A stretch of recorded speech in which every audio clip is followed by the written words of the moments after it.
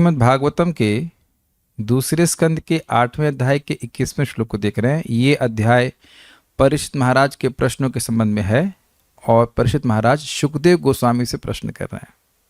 अब कहना यह क्यों बोलने की जरूरत है कल एक वक्त हमको पूछे क्लास के बाद, अच्छा ये सारे प्रश्न परीक्षित महाराज ही कर रहे हैं उन्होंने कहा अध्याय का शीर्षक आपने नहीं पढ़ा, परीक्षित महाराज के प्रश्न।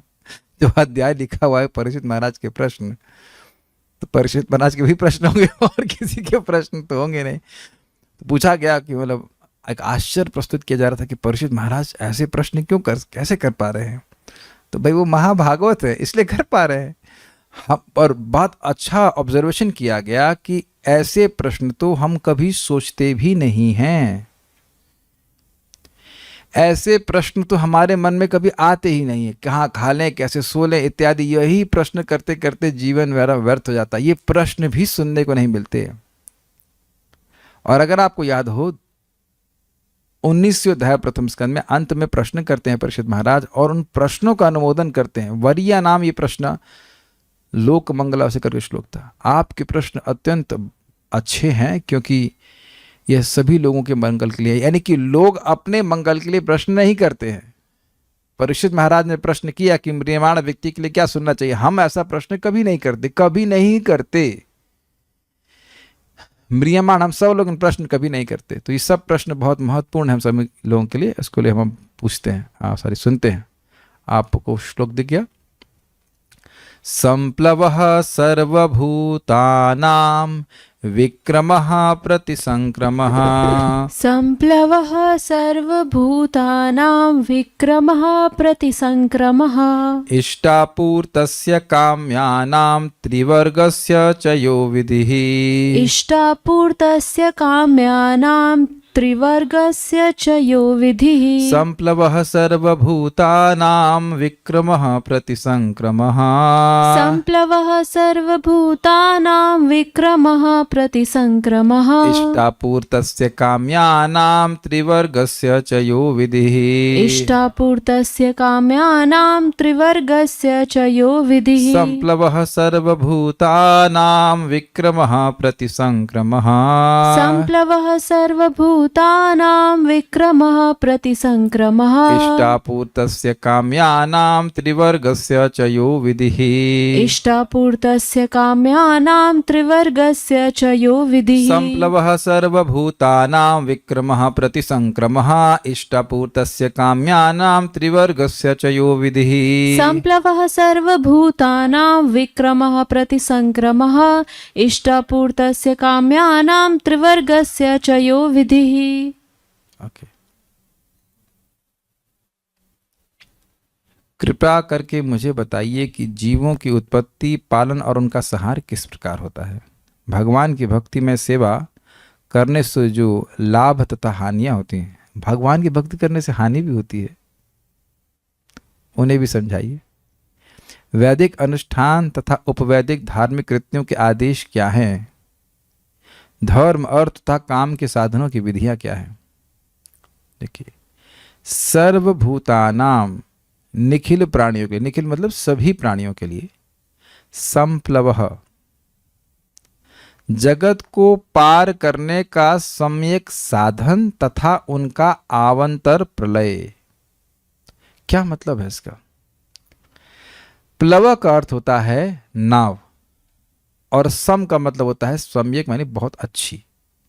तो जैसे नाव इस जगत में समुद्र को पार करने का सम्यक साधन होता है, संप्लवः, उसी प्रकार से जीवों का इस जगत को पार करने का सबसे अच्छा साधन क्या है यह बताइए। ये संप्लवः का एक अर्थ है। और अगर उसको, इस अर्थ को लेते हैं तो उसके अनुरूप विक्रमः, उसका विशेष शौर्य क्या है, इस साधन की शक्ति क्या है। आप समझ रहे उत्तर क्या होगा। भगवान की भक्ति, भगवान का नाम। अब इसको अगर ये तो कई जगह बताया जाएगा आपको, छठा स्कंद अजामिल कहानी तो एकदम स्पष्ट समझ में आ रही है। क्या है जगत को पार करने का तरीका, भगवान का नाम। क्या शक्ति है कि अनंत जन्मों के पाप केवल एक नाम उच्चारण ही नष्ट कर देता है। हरे कृष्णा कृष्णा कृष्णा हरे हरे, हरे राम राम राम हरे हरे। ये तो प्रश्न बनेगा कि जब बता दिया कि भक्ति से हम पार हो जाते हैं तो विक्रम की क्या जरूरत है बताने की। प्रश्न बनेगा ना कि आपने कह दिया कि भाई भक्ति करने से हम पार हो जाएंगे, लेकिन जब तक उसकी महिमा सुनेगा नहीं व्यक्ति उसको स्वीकार नहीं करेगा। इसलिए विक्रम भी बहुत आवश्यक है। समझ पा रहे विक्रम, उसकी विशिष्ट शक्ति। ये अर्थ तब लिया जाएगा विक्रम का जब आप संप्लवा का अर्थ जगत को पार करने का सम्यक साधन लेंगे, तब ये ग्रुप है।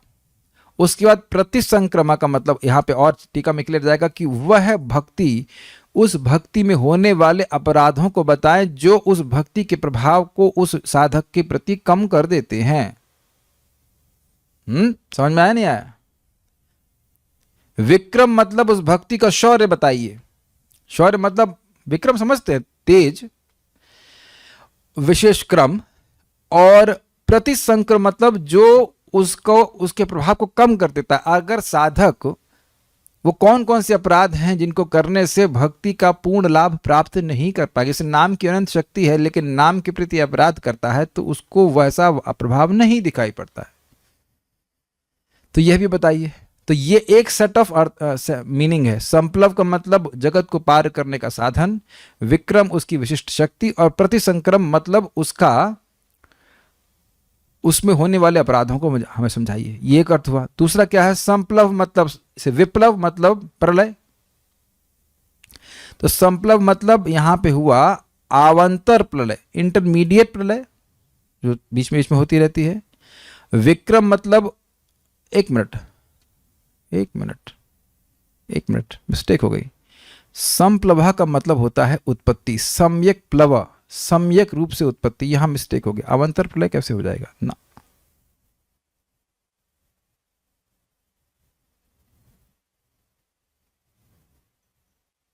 तो दोनों ही एक अर्थ कैसे हो गया? पूर्ण विनाश और पूर्ण विनाश, कुछ मिस्टेक हो गया है। एक मिनट रुकिएगा, I will to see that, क्योंकि श्रीधर स्वामी पाद इसको लिए हैं। संप्लवा का अर्थ संलक प्लवनम अर्थात उत्पत्ति। एक मिनट रुकिए बस, जस्ट चेक। 21 श्लोक है।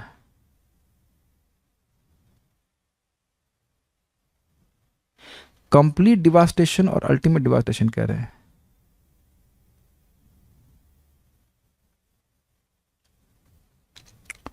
प्रभुपाद जी संप्लवा का परफेक्ट मीन्स तो लिए हैं। अब हमको ये नहीं समझ आ रहा कि यहाँ पे संप्लवा का अर्थ क्यों उस तरह से ले जा रहा है, क्योंकि श्रीधर स्वामी पाद इसको लिखे हैं। संप्लवा का अर्थ है सम्यक प्लावम मतलब उत्पत्ति, विक्रम मतलब स्थिति, और प्रतिसंक्रम मतलब प्रलय जो अंत में होता है। अब इसको यहीं पर आगे इसको इतना अर्थ लेकर आगे बढ़ते हैं।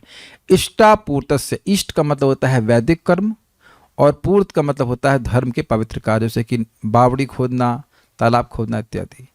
काम्या नाम अर्थात आर्थिक विकास के लिए हेतु अग्निहोत्र आदि अनुष्ठान, और त्रिवर्ग मतलब धर्म अर्थ तथा काम। यह विधि, इन साधनों की जो विधि है उसे बताइए। तत्वतः उदाहरतम महर्षि, कृपया तत्व में बताएं। श्रीधर देखिए, इस श्लोक में राजा ने पूछा कि आप मुझे सभी प्राणियों की संप्लव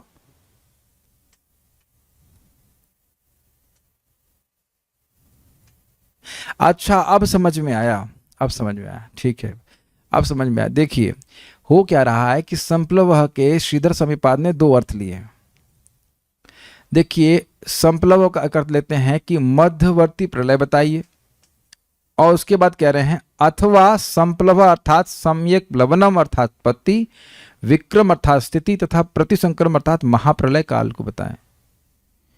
वापस देखते हैं श्लोक को। देखिए एक अर्थ लिया गया था संप्लवा का कि सम्यक साधन जिसके द्वारा जीव जगत को पार कर जाए, और उससे और सर्वभूता नाम सभी जीवों के लिए होना चाहिए। दूसरा विक्रम मतलब उसका बल, और प्रतिसंक्रम मतलब भक्ति में आने वाले अपराध उस भक्ति के प्रभाव को कम करते। ये एक अर्थ हुआ। दूसरा अर्थ कह रहे हैं संप्लवा का मध्यवर्ती प्रलय, जीव जन्म ले रहा है और हम लोग हर महाप्रलय के बीच में जो प्रलय होती है, छोटी छोटी प्रलय होती है, उनके बारे में वर्णन कीजिए। देखिए इसको एक अर्थ लिया गया है सर्वभूता नाम का, आचार्य ने समझाया है बाल प्रबोधिनी में आ रहा था, ये पृथ्वी जल वायु अग्नि आकाश जो है इनको भी तो भूत कहा जाता है। तो सर्वभूता नाम का मतलब हो गया कि इनका संप्लव मतलब उनका मध्यवर्ती प्रलय कैसे हुआ या उत्पत्ति कैसे हो, दोनों अर्थ ले लीजिए। और विक्रम मतलब उनकी स्थिति और उनकी महाप्रलय। देखिए जब जगत की सृष्टि होती है तो एकदम से सारी प्रलय नहीं हो जाती है, सब महाविष्णु में लीन नहीं हो जाते, तो बीच बीच में भी तो प्रलय होती है। ब्रह्मा जी के दिन में भी के अंत में प्रलय होती है, मनवंतर के बीच में प्रलय होती है, तो उस अर्थ में हमको संप्लव को लेना होगा। समझ पा रहे हैं सब लोग? कठिन हो रहा है। मध्य इंटरमीडिएट प्रलय, देखा जाए तो रात्रि में सोना भी एक प्रकार की प्रलय है, सब शांत हो जाता है, तो हर प्रकार की मध्यवर्ती प्रलय को बताइए। तो ठीक है, ये दोनों अर्थ। तो संप्लव के हम 3 अर्थ समझ रहे हैं, एक विनाश, मध्यवर्ती विनाश, दूसरा सम्यक साधन, और तीसरा सम्यक उत्पत्ति। तो 3 अर्थ यहाँ पे हैं, तो इसलिए मैं थोड़ा सा भ्रमित हो गया था कि क्या अर्थ होगा। ओके, उम्मीद है कि शायद समझ पाए होंगे आप लोग, पढ़ेंगे दोबारा समझ में आ जाएगा। विक्रम अर्थात स्थिति और प्रतिसंक्रम अर्थात महाप्रलय काल को बताइए, जब जगत में कुछ भी बाकी नहीं रहता। इष्टम अर्थात वैदिक कर्म तथा पूर्थ अर्थात तालाब बावली आदि के निर्माण आदि स्मार्त कर्मों को बतलाएं जिसके द्वारा व्यक्ति पुण्य कमाता है। कहा भी गया है, वापी कूप तड़ागादि देवतायतनानि च अन्न प्रदान मारामः पूर्तमित्यभिधीयते। अर्थात बावली, कूप, तालाब, देव मंदिरों का निर्माण, अन्नदान कराना, बगीचा लगाना, इन सबों को पूर्त कर्म कहते हैं। और देखिए, यद्यपि यह सब भक्ति को उत्पन्न नहीं कर सकते हैं, लेकिन भक्ति की भूमिका बना सकते हैं। व्यक्ति जब पुण्यात्मा होता है तो जब भक्तों की संगति करता है तो उनको भी कुछ दान दे देता है। समझ रहे हैं बात? मान लीजिए कोई अन्न दान देने की से प्रवृत्ति से युक्त है, तो ऐसे करते करते कभी कभी कोई व्यक्ति भक्तों की भी सेवा करता है। जैसे हम महाराज नृप के बारे में सुनते हैं कि जो बहुत दानी थे, और उनके राज्य में एक वैष्णव आते हैं और कहते हैं कि हमें गीता भागवत को रखने के लिए एक मंदिर बनवाना है। तो अब उन्हें दानी प्रवृत्ति के होने के नाते उनका भी सेवा किया। आगे जाकर उस वैष्णव के आशीर्वाद से उन्हें भगवान कृष्ण के दर्शन प्राप्त हुए। आप समझ रहे हैं बात को? मान लीजिए किसी ने उद्यान बनाया, किसी ने कुछ पानी की तगाड़ी बनाई, पानी पीने का स्थान बनाया, तो वहाँ आकर कदाचित कोई भक्त रुक जाते हैं, वो पानी पीते हैं, तो उनको भक्तोन्मुखी सुकृति मिलती है। तो इस प्रकार के पुण्य कर्म करना जो लोग भक्ति नहीं कर सकते उनके लिए बहुत अच्छा है। Is it okay? समझ में आ गया आप लोगों को? थोड़ा समझने का प्रयास कीजिए। देखिए, इस जगत में 3 प्रकार की सुकृति होती है। एक होता है भोगोन्मुखी सुकृति, व्यक्ति कर्म कांड करता है और उससे उसको भोग मिलते हैं, तो उसकी भक्ति में रुचि नहीं आती। उन्मुख मतलब उसको उन्मुख कर देगा उस कार्य की तरफ, भोग की तरफ उन्मुख कर देगा। दूसरी होती है ज्ञानोन्मुखी, व्यक्ति ऐसे लोगों ऐसे कार्य करता है जिससे उसका मोक्ष में रुचि होती है। और भक्तोन्मुखी, वह उसको पता नहीं कि वो भक्ति कर रहा है, लेकिन ऐसी सुकृत कर देता है जो उसको भक्ति की ओर प्रेरित करती है। भगवान का गलती से प्रसाद ही पा लिया। अब भगवान के प्रसाद पाना भक्ति है, लेकिन वह जान नहीं रहा कि प्रसाद है, खा लिया उसने, ये बात है। या फिर कहीं पेड़ लगाया है और भक्त जाकर वहाँ पे विश्राम करते हैं तो उसको लाभ मिल जाता है, ये बात है। आप लोग दोपहर में थोड़ा रेस्ट कर लेंगे तो अच्छा रहेगा, इज इट नॉट? क्लास में थोड़ा फ्रेश बैठ पाएंगे। 1 बजे आते हैं लोग वापस ना, 3 बजे आते हैं, तो 1 घंटा रेस्ट कर लिया करिए। क्लास में आकर सोना, आप लोग घर में क्लास में, मतलब जो कॉलेज की क्लास होती है उसमें सो लेते हैं आप लोग, स्कूल में भी? देखिए, एक आप दोनों लोग को प्रश्न कर रहा हूं, माइक इनको दीजिए, और है व्यक्तिगत प्रश्न, ये सभी माता पिता पर लागू होगा। बिल्कुल ईमानदारी से प्रश्न कीजिए, आप अपने बच्चों को स्कूल क्यों भेजते हैं? शिक्षा प्राप्त करना। वेरी गुड, बिल्कुल सही उत्तर है। तो आप खुद क्यों नहीं देते? बच्चे पढ़ेंगे नहीं आपसे? नहीं। तो ठीक है, वापस माइक दे दीजिए, उधर ही रख सकते हैं। सिंपल सी बात है। देखिए, कोई भी माता पिता चाहते हैं कि बच्चों को शिक्षा प्राप्त हो जाए, कोई कठिनाई नहीं, बिल्कुल सदिच्छा है, कोई भी दिक्कत नहीं है। और इसके लिए शिक्षा के लिए स्कूल भेज भी देते हैं, क्योंकि जो लोग अधिक योग्य हैं बच्चों को पढ़ा दें। यानी जब माता पिता ये चाहें कि शिक्षा प्राप्त होनी चाहिए और अपने को असमर्थ जाने, तो वह एक टीचर को बुला लेते हैं। इसमें कोई हर जगह ऐसे ही पढ़े लोग, ऐसे कोई बड़ी बात नहीं है। लेकिन अगर यह विचार किया जाए कि शिक्षा वास्तविक शिक्षा है क्या, तब फिर माइक दीजिए। शिक्षा, वास्तविक शिक्षा क्या है? जूम के भक्तों को किसी को पता हो तो जरा मैसेज कर दीजिएगा, हम भी भूल रहे हैं कि क्या शिक्षा शिक्षा है, हम बताइए। मैं ऐसे फिल इन द ब्लैंक्स आपको बता रहा हूं। शिक्षा वही शिक्षा है जिससे डैश पूरा कंप्लीट कीजिए।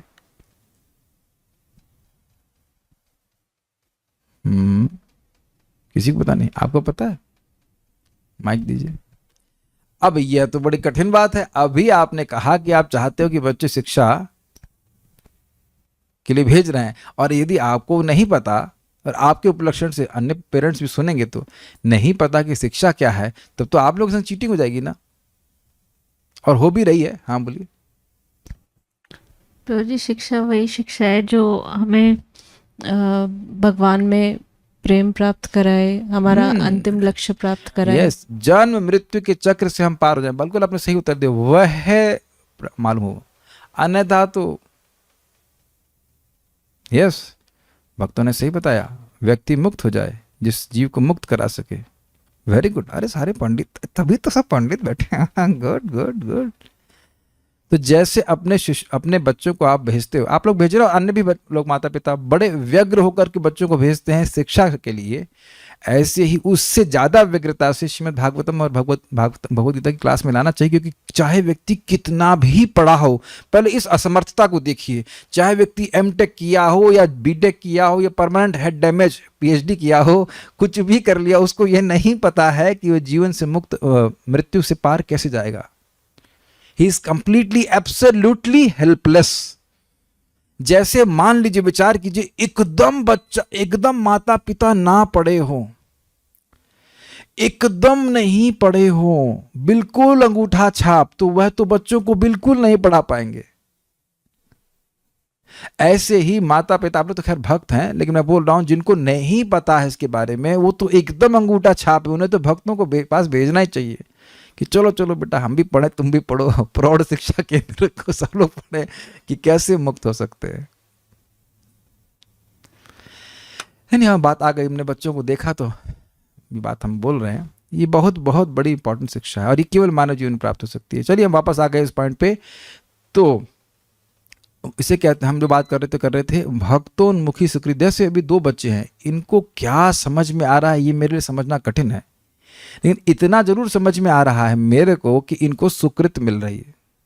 जैसे भागवत का श्लोक बोला गया, सुन रहे हैं, देख रहे हैं, सुनाई पड़ा कि हम लोग श्लोक बोले कुछ भागवत का। हाँ, और ऐसा लगता है कि बचपन में भी हम सुनते रहते, उसके संस्कार मन में पड़ते रहते हैं, बाद में वो याद आ जाते हैं। ऐसे ही मान लो कहीं भक्त कहीं जा रहे हैं प्रचार के लिए और किसी से रास्ता पूछ लिया, तो अब उसे कुछ नहीं गिनेगा, आप भी कुछ नहीं गिनेंगे, लेकिन भगवान उसे गिन लेंगे कि ना, इसने तो भक्ति में प्रचार में सहायता करी। ऐसे करके जब जुड़ता जाता है व्यक्ति का पुण्य, तब अकस्मात उसको भक्ति करने की इच्छा होने लगती है। और ये सब भगवान देख रहे हैं, जन्म जन्मांतर देख रहे हैं कि किसका पुण्य अब फलीभूत होने के लिए उपस्थित हो गया है। तो आप मेरी बात समझ रहे होंगे मैंने सब बातें क्यों कही। ये पुण्य करना भी सामान्य लोगों के लिए बहुत अच्छा है। आप इसको भगवद गीता में सुनते हैं, चतुर्विधा भजन्ते माम जना सुकृतिनः अर्जुना। जो सुकृतिवान है वह भगवान का भजन करते हैं, ये बात है।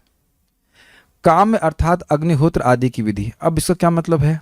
काम्य का मतलब होता है किसी विशेष इच्छा से जब कोई यज्ञ किया जाता है उसको काम्य कर्म कहते हैं। जैसे कि पुत्र प्राप्ति के लिए, धन प्राप्ति के लिए, ये सब काम्य कर्म कहलाते हैं। तथा त्रिवर्ग अर्थात धर्म, एक मिनट, धर्म, अर्थ और काम, इन सबों की विधि अर्थात जिस प्रकार से विरोध ना हो उस विधि को आप मुझे बतलाएं। ये बड़ा रुचिकर था।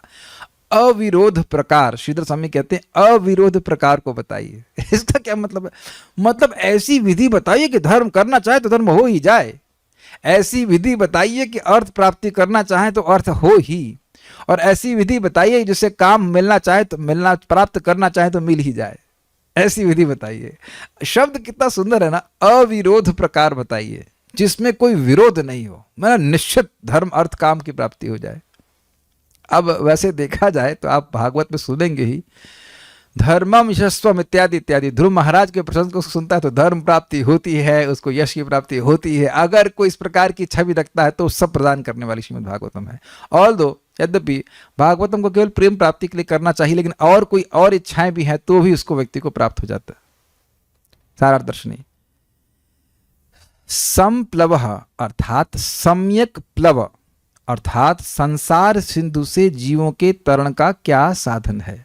क्या ये आप लोग समझ पा रहे हैं अर्थ? प्लव प्लव प्लव का मतलब होता है नाव, तो संप्लव मतलब बढ़िया नाव जिससे संसार सिंधु से जीव पार। इसको बताइए क्या है? भगवान की भक्ति है, श्रवण कीर्तन। उसके लिए कौन से विक्रम अर्थात शौर्य की आवश्यकता है? अब ये बड़ा मजेदार है, ये बहुत मजेदार बात है। विक्रम मतलब देखिए, भगवान की भक्ति कोई शूरवीर ही कर सकता है। क्यों? जब तक भजन नहीं कर रहे थे तब तक तो फिर भी शांति थी। अब जब से भजन करना शुरू किया तो जो आसपास के लोग हैं वो बहुत परेशान करते हैं। हाँ, ये हो सकता है कि अब आसपास के लोग हो ही नहीं। जैसे हमारे घर में सील है, दरवाजा बंद कर लिया बस, तो कोई भी भक्ति विरोधी तत्व घर में नहीं घुस पाता, और बाहर वालों से हमारा कोई मतलब ही नहीं है। वो एक अलग बात है। अन्यथा लोग जब भक्ति करना शुरू करते हैं तो घर वाले तो बहुत हल्ला करते हैं, पागल हो गई है और कुछ नहीं करती, दिन भर भक्ति ही करती रहती है, या करता रहता है, इत्यादि इत्यादि।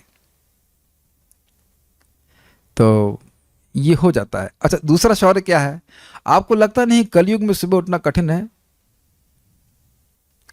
ये एक बहुत बड़ा शौर्य है। प्रभुपाद जी कहते हैं कि कलयुग में केवल आप सुबह उठेंगे ना तो उसी से लोग सम्मान करेंगे। अरे भैया 4 बजे उठते हैं, 3:30 बजे उठते हैं। शौर्य तो कह रहे हैं कि इस शौर्य महाराज के कथन है इसमें कि भक्ति को कोई वीर व्यक्ति ही कर सकता है। प्रतिसंक्रम अर्थात इसे क्या नष्ट करता है, क्या इस नाम में छेद कर देता है, ऐसे कहा जाए। देखिए, ये जो 5 महासाधन है ना, भक्तों का संग, धामवास, नाम संकीर्तन, विग्रह की श्रद्धा से सेवा और श्रीमद् भागवत के रस का आस्वादन भक्तों के साथ में, इनके संबंध में श्रील रूप गोस्वामी कहते हैं, दुरूह अद्भुत वीर्येस्मिन् श्रद्धा दूरेस्तु पंचके यत्र स्वल्पोपि संबंधो सद्धियाम भाव जन्मने। इन 5 महासाधनों की शक्ति अदुरूह है। अब समझना बड़ा कठिन है। और श्रद्धा ना भी हो, अगर व्यक्ति को और थोड़ा सा भी संबंध हो, लेकिन सद्धियाम अगर वह अपराध रहित है तो भाव भक्ति को प्राप्त हो जाता है। सद्धियाम भाव जन्म, भाव का जन्म हो जाता है। चैतन्य चरितामृत में वर्णन है कि एक ही नाम से सारे पाप ध्वस्त और दूसरे नाम से भगवत प्रेम की प्राप्ति, इसी के बीच में हमारी यात्रा है। आप लोग को बिल्कुल विश्वास नहीं हो रहा होगा ना, ऐसा कैसे हो सकता है? आपको श्लोक दिखा देंगे। एक नाम से सारे पाप नष्ट, दूसरे पाप नाम से भगवत प्रेम। दिमाग खराब हो गया है, मर गए जब कर कर के नहीं मिल रहा है प्रेम, कर ऐसे कैसे? क्योंकि इसके बीच में हमारे अपराध बहुत पहले के हैं, इसलिए बार बार नाम बोलता है व्यक्ति। अपराध पाप नाश कर, क्षमा कीजिएगा, नाम हम बार बार पाप नाश करने के लिए नहीं करते। बार बार नाम इसलिए बोलते हैं कि जिनके अपराध हैं उनके अपराध क्षय हो और जिनके अपराध नहीं हैं उनका प्रेम बढ़े। ये अर्थ है। तो ये जानना जरूरी है ना कि नाम अपराध क्या है, ताकि नाम को हम प्रसन्न कर सके और उनका जो वास्तविक आशीर्वाद है भगवत प्रेम वह हमको प्राप्त हो सके। ठीक है। तो यह भक्ति के अनुकूल तथा प्रतिकूल विषयक वस्तु की जिज्ञासा है। समझ में आया? संप्लव भक्ति के संबंध में है कि भाई भक्ति संसार सिंधु से तरने का साधन है, लेकिन विक्रम प्रतिक्रम का मतलब, प्रतिसंक्रम का मतलब हुआ कि भक्ति के अनुकूल क्या है। जैसे भक्ति का शौर्य, भक्ति का प्रभाव पूर्ण रूप से दिखाई पड़े, और प्रतिसंक्रम मतलब भक्ति के प्रतिकूल क्या है। बस यही जिज्ञासा होनी चाहिए। बात यही है, और आगे भी भगवान इसी बात को बताएंगे चतुश्लोकी भागवत में। यत्स्यात् सर्वत्र सर्वदा हर समय और हर जगह केवल यही प्रश्न होना चाहिए कि ये भक्ति में लाभदायक है और क्या यह भक्ति में लाभदायक नहीं है। व्यवसायत्मिका बुद्धिर एक कुरुनंदा, जैसे इस जगत में एक व्यवसायी बस यही सोचता है कि उसका बिजनेस में क्या अच्छा है और जो अच्छा नहीं है उसको वह स्वीकार नहीं करता, उसी प्रकार से जो व्यवसायी है अर्थात जिसका ये निश्चय है कि मुझे आध्यात्मिक जीवन में प्रगति करना है, उसके पास केवल दो ही जिज्ञासा है, प्रगति के लिए क्या लाभदायक है और क्या प्रगति के लिए लाभदायक नहीं है, और जो नहीं है उसको अस्वीकार कर दे। बस यही है मानव जीवन की जिज्ञासा का आवश्यकता, और इसके अलावा और कुछ जिज्ञासा नहीं करनी चाहिए। बाकी सब कुछ पहले से ही लिखा हुआ है। ठीक है, तो ये अर्थ हुआ। अथवा संप्लव विक्रम प्रत्येक संक्रम अर्थात सृजन स्थिति तथा सहार भी हो सकता है। इसकी टीका भी, इसका अर्थ हम सुन चुके हैं। कृपया इष्टम अर्थात वैदिक, पूर्तस्य अर्थात स्मार्थ एवं काम कर्मों के विषय में भी बोले, हो चुका है, पढ़ चुके हैं। वापि कूपतडागादि देवतायतनानि च अन्न प्रदानमारामः पूर्तमित्यभिधीयते। पूर्त तथा सरोवर, कूप तथा पानी के जलाशयों आदि का निर्माण करना, देवयजन, अन्न एवं आनंद दान नहीं होना चाहिए अन्न दान होना चाहिए, थोड़ा मिस्टेक हो गया। वैसे तो अन्न से आनंद मिलता है, लेकिन यहाँ आनंद दान नहीं, अन्न प्रदान करना होना चाहिए, मिस्टेक हो गया। तथा त्रिवर्ग से था धर्म अर्थ काम के विषय में बोले। विधि अर्थात वह नियम जो भक्ति के प्रति अवरोधी हैं, इस प्रकार इसके बारे में बताइए। मतलब जिन भक्ति के नियम, जो नियम भक्ति को अविरोध कर रहे हैं, भक्ति का विरोध नहीं कर रहे हैं, भक्ति के लिए सहायक है, उनको बताइए। इस प्रकार के प्रश्न कर्म मिश्र भक्ति हेतु पर्याप्त है। तो इस जिसमें भक्ति मुख्य है लेकिन कर्म का कुछ सम्मिश्रण है, वह भी उसके लिए, वो सब इसमें आ जाएंगे। मालूम आदमी भक्ति कर रहा है लेकिन कुछ दान पुण्य भी करना चाहिए। कुछ लोग की ऐसी मति होती है, केवल भक्ति करके नहीं चलेगा, तो कुछ देवता की पूजा भी होनी चाहिए। ऐसा करके उनका कर्म का सम्मिश्रण रहता है, तो भक्ति मुख्य है लेकिन कुछ उसमें कर्म का सम्मिश्रण भी रहता है, तो वह उसके लिए भी पर्याप्त है।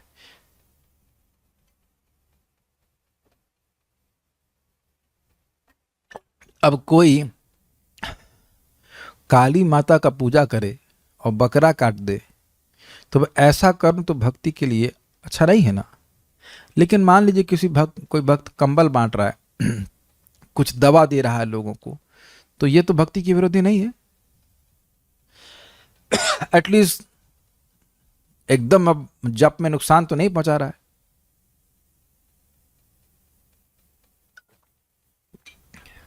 कोई इसमें विरोध? तात्पर्य संप्लव अर्थात सम्यक साधन के अर्थ में भक्ति करने के लिए प्रयुक्त होता है। रेवती माता जी, ये बताइए कि ये संप्लव का अर्थ सम्यक साधन क्यों कहा गया है? क्विज अभी से शुरू करते हैं। प्लव का अर्थ क्या है? साधन मतलब जो कहीं साधन तक पहुंचाए। तो बताइए प्लव का अर्थ क्या प्लव का अर्थ नाव, और सम्यक साधन मतलब जो बहुत ही अच्छे से अच्छी नाव, सम मतलब सम्यक, और संप्लव मतलब अच्छी नाव। नाव मतलब पार कराने वाली, पार करा दे। तो भक्ति संसार सिंधु को पार करती है, इसलिए संप्लव मतलब सम्यक साधन के अर्थ में भक्ति करने के लिए प्रयुक्त हुआ है, क्योंकि भक्ति संसार सिंधु को पार कराने वाली। गुड। जबकि प्रति संप्लव यानी प्रति संक्रम इसके बिल्कुल विपरीत है और भक्ति की प्रगति को विनष्ट करने वाले का द्योतक है। आप लोगों ने नेटर ऑफ इंस्ट्रक्शन में सुना था ना, भक्ति प्रसिद्धति, भक्ति विनश्यति, या बल्कि कहिए भक्ति विनश्यति और भक्ति प्रसिद्धति। विनाश करने वाली जो 6-7 कारण है वह है पहले बताए गए। याद है आपको? बोलिए, अब बताइए। याद नहीं है तो अवॉइड कैसे करेंगे? अत्याहार प्रयासश्च प्रजल्पो नियमाग्रह जनसंगश्च लौल्यम च षड्भिर्भक्ति प्रसिद्धति। किसी का कोई रिएक्शन नहीं, मतलब किसी को कोई श्लोक पता नहीं चल रहा है कि मैं क्या बोल रहा हूं। कितनी गंदी बात है, दिस इज वेरी बैड। अरे भक्ति विनश्यति, भक्ति प्रसिद्धति नहीं। अत्याहार बहुत ज्यादा इकट्ठा करना, प्रजल्प करना, अत्याहार प्रयासश्च प्रजल्प प्रयास करना, भौतिक वस्तु को प्राप्त करने के लिए बहुत प्रयास करना। अत्याहार प्रयासश्च प्रजल्पो नियम आग्रह, नियम प्लस आग्रह, नियम प्लस आग्रह भौतिकता में आगे प्रगति करने के लिए नियम को खूब पकड़ना, और आध्यात्मिकता में आगे बढ़ने के लिए नियमक रहा। हाँ ठीक है, नहीं करते जब, आज छोड़ो, छुट्टी, ये ढीला माला जब कैसे भी करके, है ना, आग्रह रहता है। ठीक है, हाँ, होगा होगा, नहीं होगा नहीं होगा, मगर जनसंग लौल्यम च, जनसंग मतलब भौतिकतावादी लोगों का संग करना, और लौल्य मतलब भौतिक वस्तुओं को प्राप्त करने का लौल्य, यह भक्ति को नाश करता है। अब जब मैंने बोल दिया विनक्ष्यति, तो टाइप कर रहे विनक्ष्यति विनक्ष्यति विनक्ष्यति। हाँ ठीक है, मुझे पता है, आप लोग को पता है, आप लोग बस नहीं बोल रहे थे, करेक्शन नहीं दे रहे थे। तो अब आप यह बताएं कि जब हमको याद ही नहीं रहेगा, तो हम अप्लाई क्या करेंगे बताइए। इसलिए जिज्ञासा जरूरी, जो जिज्ञासा हमेशा होनी चाहिए वो उस बारे में हमको याद नहीं है, तो भक्ति में दिक्कत होगी कि नहीं। और भक्ति बिगड़ती कैसे है? उत्साह निश्चयात धैर्यात तत्त कर्म प्रवर्तनात् संग त्याग सतो वृते षड्भिर भक्ति प्रसिद्धति। उत्साह से, वाह, एक ही नाम अनंत जन्म के पाप नष्ट करता है, जान अनजान कैसे बोले, नाम कार्य करता ही है। वाह, ये तो बहुत अच्छा साधन है। जो भी नाम बोलता है वह मुक्त होगा ही। क्या ये सब बातें आपको उत्साहित नहीं करती हैं? अब नाम में रुचि हो या ना हो, लेकिन नाम करने में रुचि हो जाएगी। निश्चय, यदि मैं इस योग का साधन करूंगा तो मैं निश्चित सफलता को प्राप्त करूंगा। स निश्चय न योक्तव्यो योगो निर्विण्ण चेतसः। उत्साह निश्चय धैर्य, निर्विण्ण चेतस, धैर्य से करेगा। ये नहीं कि अब 2 ही दिन में सब उसके सारा उत्साह फुस हो गया। उत्साह निश्चय धैर्य तत्त कर्म प्रवर्तनात्, और उन कर्मों को भक्ति के करेगा जो उसको भक्ति में आगे बढ़ाने वाले हैं। संग त्यागाद, ऐसे लोग जो भक्ति में रुचि नहीं रखते उनसे दूर रहेगा। और सतो वृत्ते, जैसे सत अर्थात भक्तों ने वृत्ति को स्वीकार किया वैसे करेगा तो सद्भिर भक्ति प्रसिद्धति। 7वां आपको पॉइंट याद करने की जरूरत नहीं है, क्योंकि 6 ही पॉइंट में सब कुछ कवर हो गया। तो ये संक्रम और विक्रम का अर्थ हो गया कि नहीं? संक्रम सारे भक्ति को बढ़ाने वाले पॉइंट, प्रति संक्रम मतलब, संक्रम बोल दिया क्या? नहीं, विक्रम, सॉरी, विक्रम वह पॉइंट हैं जो भक्ति को बढ़ाने वाले हैं, और प्रति संक्रम वह पॉइंट हैं जो भक्ति को नाश करने वाले हैं। ठीक है, जो व्यक्ति भगवान की भक्ति में सेवा में दृढ़ता पूर्वक स्थित है वह सरलता पूर्वक बद्ध जीवन बिता सकता है। इसका क्या मतलब? देखिए, बद्ध जीवन में आदमी ज्यादा हाथ पांव मारता है तो वो और अंदर जाता है। जितना ज्यादा वह बद्ध जीवन में सुखी होने का प्रयास करता है उतना और बंधन में पड़ जाता है। जैसे कोई दलदल में हो और उसके पास बाहर से रस्सी ना फेंकी जाए तो जितना हाथ पांव मारेगा उतना और अंदर धंस जाता है। जो जिसको रस्सी प्राप्त है कम से कम उसकी गर्दन तो ऊपर रहती है, अगर कहा जाए, वो धीरे धीरे खींच करके उसको बाहर निकाला जा रहा है। और बद्ध जीवन में जो आप परेशानी, हम लोग परेशानी अनुभव करते हैं, वह है वासनाओं की परेशानी। हर व्यक्ति को रोटी पानी की व्यवस्था भगवान किए हैं, लेकिन जब हम असंतुष्टि का अनुभव करते हैं तो चाहे कैसी भी भौतिक स्थिति हो हम दुखी रहेंगे। मैंने आपको बताया था एक भक्त का अनुभव कि 75 लाख रुपए सैलरी खुद की है, पत्नी की 50 लाख, कमी पड़ रही है, शायद कमी भी नहीं पड़ रही है, लेकिन दूसरा व्यक्ति अधिक धनी हो गया तो उनको मन में दुख आ गया। ये बिल्कुल अचिंत्य है ना। और भक्त हम देखते हैं कि बहुत बहुत कम लक्ष्मी होने के बाद भी श्रवण कीर्तन करके सुखी रहते हैं।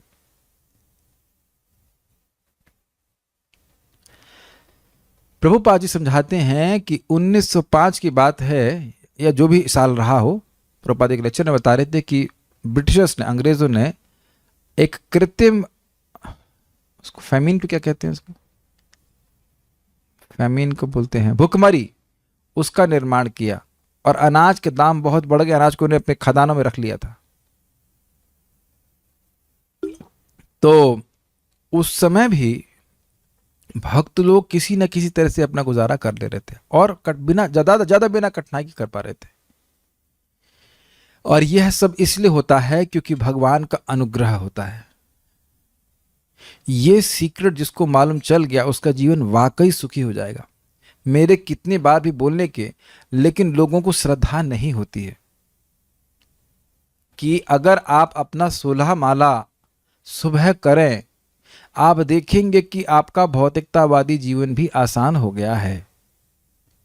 क्या कुछ लोगों ने ऐसा अनुभव भी किया है, या मैं ही बोल रहा हूं और मतलब ऐसे बोल ही रहा हूं जबरदस्ती? शायद तो सब कह रहे नहीं भाई, हमको तो कठिनाई आ रही है 16 माला करने से। ओहो, they are all frustrated devotees here. Okay, Sadhana Bhakti Mata ji कह रही हैं, okay shoot, at least we have some supporters here. क्योंकि ये मेरे शब्द नहीं हैं। देवान भावयता नैना ते देवा भावयन्तु वह परस्परम भावयन्तः श्रेयः परमवाप्स्यथ। जो व्यक्ति यज्ञ करता है उससे देवता जन भी प्रसन्न होते हैं और उनका आशीर्वाद भी होता है। भगवान का आशीर्वाद तो होता ही है, देवताओं का भी आशीर्वाद होता है। हमारे भक्त एक मित्र हैं, वो बता रहे थे कि भक्ति जब से करने लगे उनका प्रमोशन भी होने लगा आराम आराम से। ये एक मैं एकदम सच्ची बात बता रहा हूँ, मैं नंबर दे दूंगा, उसको कुछ पूछना हो पूछ लो, वक्त है तो मुश्किल से लगेगा, आर्मी में है वो। एक व्यक्ति को, हमारे एक भक्त मित्र स्टूडेंट था कह सकते हैं, उसको आर्मी में जाना तो और 1% से रह जा रहा था, 1% से रह जा रहा था। तो एक एस्ट्रोलॉजर बोले कोई काल सर्प योग होता है जिसमें आदमी सफल नहीं होता है, तो अगर वहाँ का काल सर्प योग, तो क्या करें, 21,000 रुपये का यज्ञ है, फलाना ढिमकाना, पैसे वैसे नहीं थे। उसके बाद में कहा आप 4 माला जप कीजिए। कर रहा था, वही हुआ, एग्जैक्ट वही हो गया। अब अलग बात है कि वो जप नहीं कर पा रहे हैं, दुखी हैं, बहुत परेशान है, वो एक अलग चीज है, लेकिन इच्छा तो पूरी हो गई।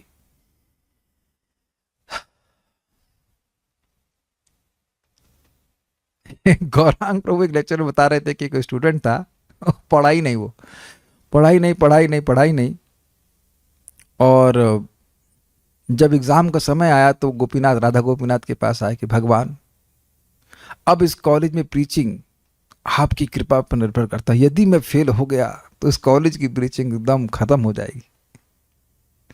तो भक्ति के बाद जो भी जब किया वो पास हो गया, और वो जब वो पास हो गया तो काफ़ी कुछ और अन्य बच्चे भी भक्ति करने लगे, करके जब यह पास हो गया इसका मतलब है कि भगवान है। भगवान ने उसको पास करा दिया। उनको विश्वास हो गया कि ये आदमी पास हो गया, मतलब जरूर भगवान है। आप अपने जीवन में प्रैक्टिकल देखेंगे कि कहीं ना कहीं से भगवान सहायता कर ही देते हैं, वो किसी ना किसी को प्रेरित कर देंगे, सहायता कर देंगे, पार हो जाएंगे। और पता क्या है, इससे आपकी और श्रद्धा भगवान में बन जाती है। भगवान जो नाम उच्चारण करते हैं, प्लीज मेरी बात समझने का प्रयास की, शास्त्र चीख चीख के बोले भगवान बहुत अनुकूल हो जाते हैं, महापापी व्यक्ति के प्रति भी अनुकूल हो जाते हैं। इसने मेरा नाम बोला है, इसने मेरा नाम बोला है, तो जो पुण्यात्मा है वो नाम बोलेंगे तो क्यों नहीं हो जाएंगे।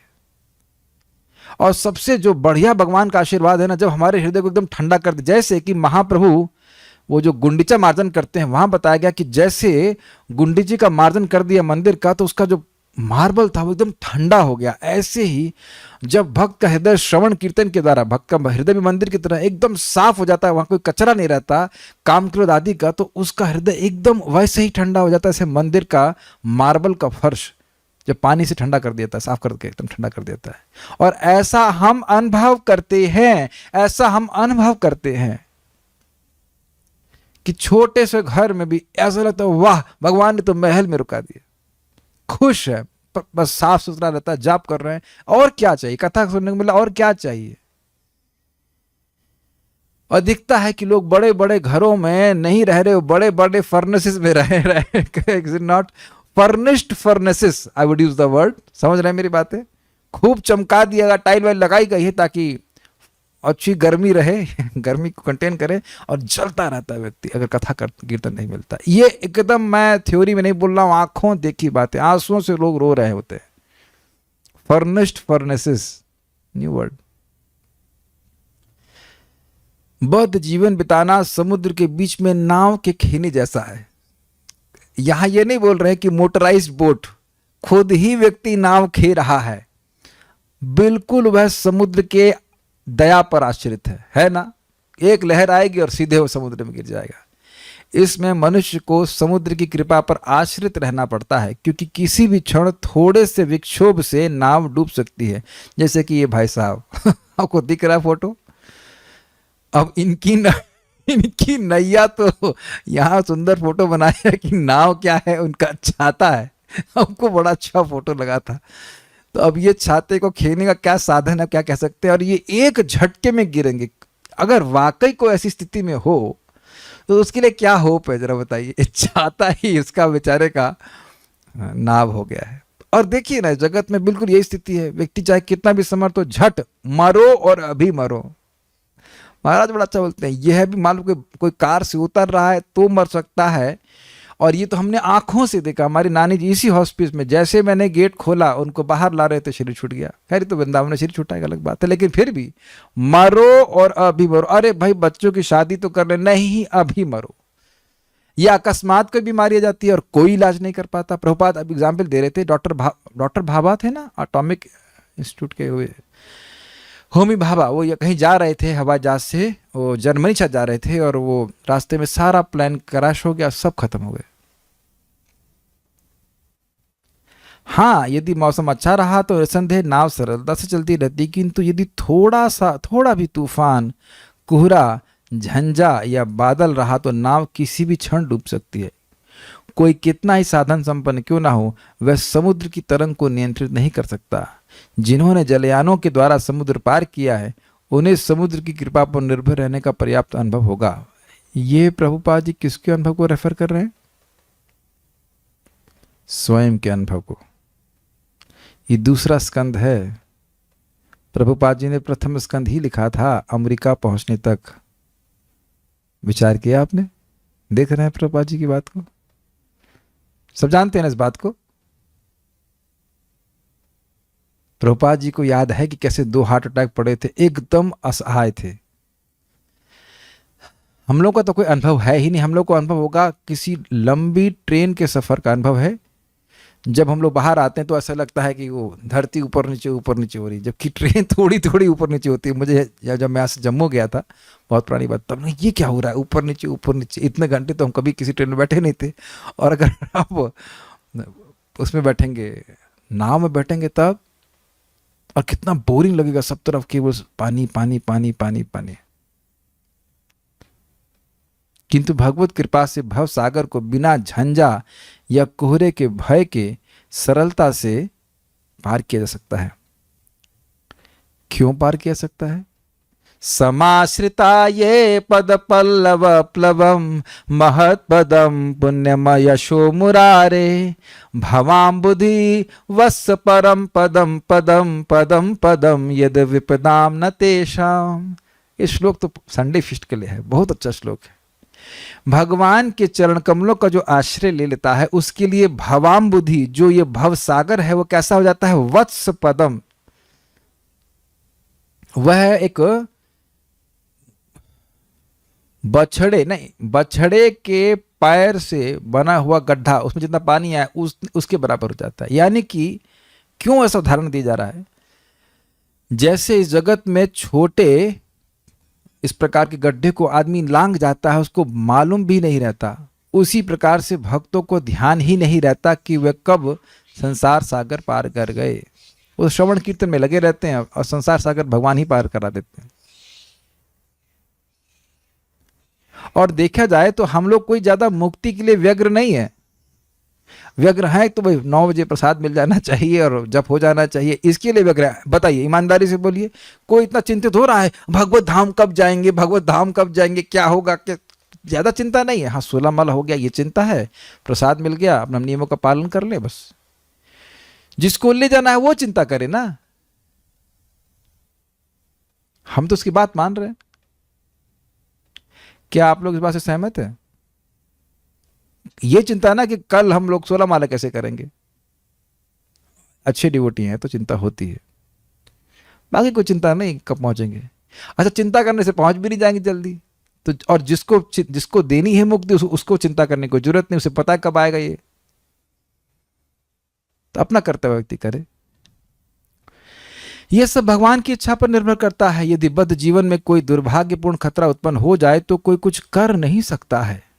इस पे बात याद आ ही रही कि प्रभुपाद जी जब जलदूत में गए थे तो उस समय समुद्र अत्यंत शांत रहा, अटलांटिक महासागर। तो इतना शांत सागर उस जहाज के कप्तान ने कभी नहीं देखा, इसलिए वो चाहता था कि प्रभुपाद जी लौटते समय भी उस साथ में आए।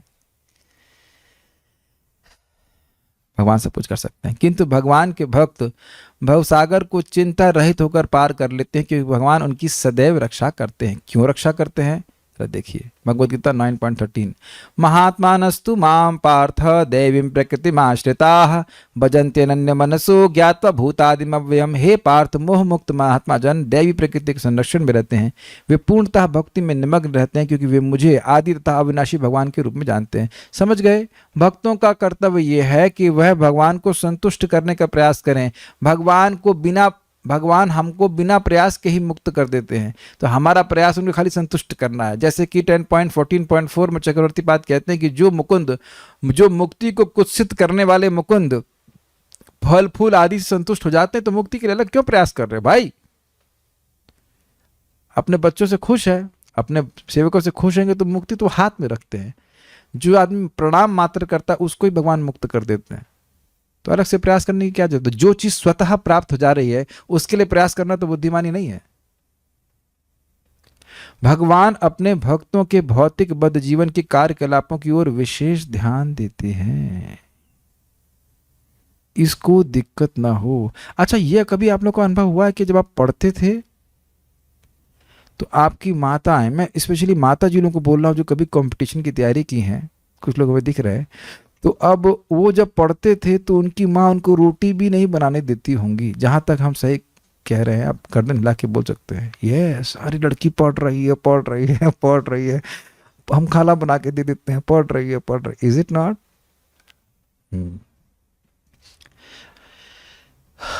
तो अब आप देख सकते हैं इस अरबों खरबों में, अगर ये शब्द ठीक है तो और से ज़्यादा ही लोग हैं, अरबों खरबों जीवात्मा में कोई एक व्यक्ति भगवान की ओर भक्ति करने लगता है और उसमें भी भगवान को खिलाना शुरू कर दे, बढ़िया भोजन, भगवान का नाम जप करने लगे, तो भगवान उसको सुविधाएं देते ही हैं। मैं तो भैया सीधे बोल रहा हूँ, मैं अपने अनुभव से बोल रहा हूँ, स्पष्ट बोल रहा हूँ। हमको तो भगवान की कृपा से, भगवान आप सुनते रहिएगा, मरने की जरूरत नहीं फालतू में, एकदम स्पष्ट भगवान दिखा रहे हैं, एकदम स्पष्ट। मरने का समझ रहे ना मतलब? और मैं ही उदाहरण नहीं हूं, अब इधर इस्कॉन फरीदाबाद के भक्त हैं, गृहस्थ भक्त हैं, पति पत्नी, उनके बच्चे भी हैं 2, और वो टेम्पल प्रेसिडेंट, वो कहाँ थे, हुंडई कंपनी के दोनों मैनेजर थे, वो सब छोड़ करके प्रेसिडेंट बनने प्रचार कर रहे हैं। क्या जीवन निर्वाह नहीं हो रहा है? Think about it. सम्मोहम सर्वभूतेषु न मे द्वेषस्ति न प्रियः ये भजन्ति तु मां भक्त्या मयि तेषु चाप्यहम्। मैं ना तो किसी से द्वेष करता हूँ, ना ही किसी के साथ पक्षपात करता हूँ, मैं तो सबों के लिए संभाव हूँ, किंतु जो भी भक्ति पूर्वक मेरी सेवा करता है वह मेरा मित्र है, मुझ में स्थित रहता है और मैं भी उसका मित्र हूँ। तो अब एक मित्र के कष्ट को दूर करना चाहेगा कि नहीं चाहेगा? तो आप कहेंगे ठीक है, भगवान तो कष्ट दूर कर सकते हैं, हमारी समस्या का समाधान कर सकते हैं। भगवान की क्या समस्या है जिसको हम समाधान कर सकते हैं? भगवान चाहते हैं कि उनके यश का विस्तार हो। जैसे कि श्रीमान चैतन्य महाप्रभु हरिदास ठाकुर कहते हैं कि हमें बड़ा दुख हो रहा है, यही दुख अपार। क्या दुख अपार? कि लोग पाप कर रहे हैं, गायों को मार रहे हैं, ब्राह्मणों का द्रोह कर रहे हैं, इससे उनको नरक की प्राप्ति होगी। हमें बड़ा दुख हो रहा है, कैसे इनका निस्तार होगा हम समझ नहीं पा रहे हैं। पढ़ा है आप लोगों ने चैतन्य चरितामृत में, तो वहां पे हरिदास ठाकुर जी कहते हैं कि यवन संसार देखी ना हो दुख, ऐसे करके कुछ बोलते, यवनों का संसार देख करके आप दुखी मत होइए, ये लोग अनजान में ही हराम हराम बोल करके उनका मोक्ष मिल जाएगा, तो महाप्रभु सुखी होते हैं। वहां प्रभुपाद तात्पर्य में कहते हैं दिस इज सर्विस, ये है सेवा। स्वामी जब दुखी हो तो सेवक कहता है आप दुखी मत होइए, इस प्रकार से आपका दुख का निवर्तन होगा। तो भगवान के लिए कोई कठिनाई नहीं है जगत बनाने में, कोई भगवान को दिक्कत नहीं होती है। कैसे जीव उन्मुख हो जाए उनकी तरफ, इस संबंध में भगवान सहायता चाहते हैं भक्तों से।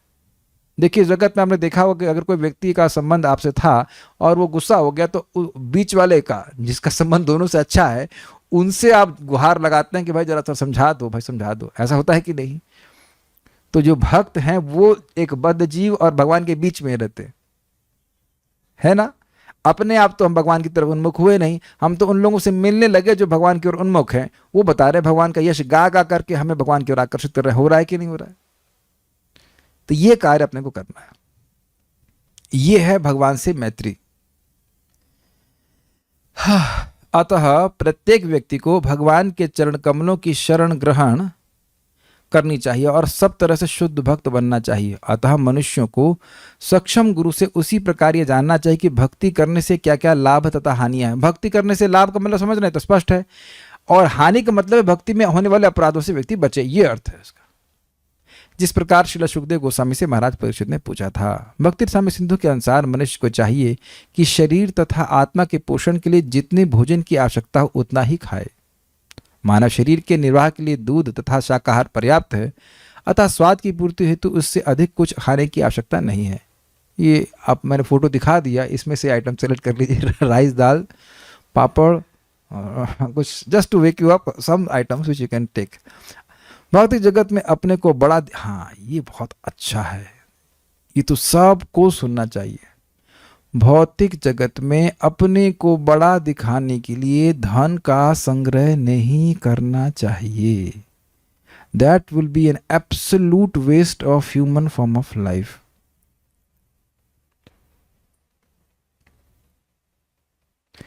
एक भक्त घर में हम गए थे तो वहां आसपास के लोग दिखावा बहुत करते हैं, तो अब इस कारण से भी दिखावा करना पड़ जाता है।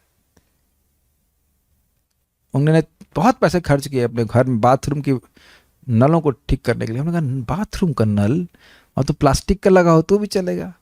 अच्छा, आप में से किसी व्यक्ति को किसी के घर के बाथरूम का नल याद है? In case just please raise your hand. किसी के यहाँ गए हो तो कोई याद भी नहीं रखेगा, लेकिन इसी में व्यक्ति पैसा खर्च कर रहा है। हमने बहुत माइन्यूटली ऑब्जर्व किया कि वो व्यक्ति घर का एक भी चीज नष्ट हो जाए उसके प्रति बड़े सतर्क हैं, लेकिन पूरा जीवन नष्ट हो रहा है और वजन नहीं हो रहा उसके प्रति बिल्कुल सतर्क नहीं है। अच्छा, आपने देखे होंगे ऐसे लोगों को, गृहस्थी में रहता है, भाई ये हो जाए, टर्माइट है वो लकड़ी ना खा जाए, वो पूरा जीवन टर्माइट आपका जीवन खाया जा रहा है, वजन नहीं कर, उसमें कोई चिंता नहीं है। हम गलत तो नहीं कह रहे हैं, बहुत गृहस्थों में यही चलता रहता है ना, ये सेंत लें, वो सेंतना समझते हैं, ये रख लो, ये संभाल के रख लो, वो संभाल के रख लो। जबकि जहां तक मैं समझ रहा हूं, रूप गोस्वामी जी अपनी पद्यावली में उदाहरण देते हैं कि जैसे एक लोभी व्यक्ति अपने पैसा गिनता है, ऐसे व्यक्ति को भगवान का नाम गिनना चाहिए। हरे कृष्णा कृष्णा कृष्णा हरे हरे, हरे राम राम राम हरे हरे। रोटी बना रहे बीच में थोड़ा हरे कृष्ण बोलते हैं, ऐसे करके इकट्ठा करते रहना चाहिए। 16 माला तो कर ही रहे हैं और बीच बीच में थोड़ा इकट्ठा करना चाहिए। बिकम लोभी, लेकिन दिखाने के लिए नहीं। Wow, he looks good. Is it not? Now my question is, how long? कब तक ये व्यक्ति इस धन का संग्रह करके सुखी रहेगा? कभी भी मरो और आज ही मरो। ईमानदारी के साथ अपनी जीविका सुगमता से चलानी चाहिए, जो कि जोड़ तोड़ से समाज में बड़ा आदमी बनने की अपेक्षा ईमानदारी से कूली बनकर रहना श्रेयस्कर है।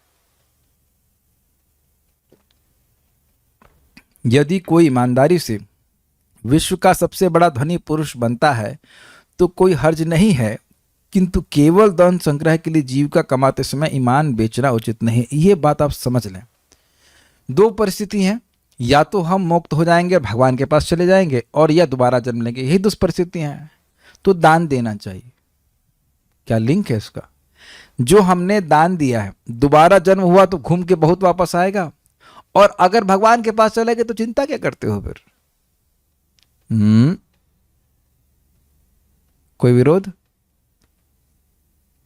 आपने भगवान की सेवा के लिए दान किया है, कहीं पे भी कोई दान कर रहे हैं, तो भगवान के पास चले गए तो कोई दिक्कत ही नहीं है, और नहीं गए तो खूब आएगा आपके पास वापस। दिक्कत क्या है? As a matter of fact, एकदम नए व्यक्ति को मैंने पूछा कि आप दान करते हो तो क्या महसूस होता है, तो उन्होंने कहा शांति। दैट वॉज वेरी अस्टॉनिशिंग, क्योंकि भगवान गीता में कहते हैं त्यागः शांतिर अपैशुनम। जो व्यक्ति भगवत गीता को पढ़ा नहीं है, वह भगवत गीता की सिद्धांत के प्रभाव को अपने जीवन में अनुभव कर रहा है कि सेतने रहने, सेतना समझते हैं, सेतने मतलब इकट्ठा करता रहने से व्यक्ति को अपच ही रहता है, शांति का अनुभव नहीं करता, अपितु वह बौर भय का अनुभव करता है। एक बात पर बात अच्छी बोली, यदि कोई, यानी समानता को ईमानदारी से विश्व का सबसे बड़ा धनी पुरुष नहीं बनता है, जितने लोग हैं वो कहीं ना कहीं चोरी चमारी जरूर की है तभी बने हैं, लेकिन आगे जाकर के उनको सब पेमेंट करना होगा। इस जगत में ये समझ लीजिए ना, किसी से हम चीटिंग नहीं कर सकते। किसी का पैसा दबाए हो तो इतना इतना देना पड़ेगा अगले जन्म में कि फजीयत हो जाएगी। इसलिए जो भी याद कर लीजिए, किसी का उधार लिया तो वापस कर दीजिए।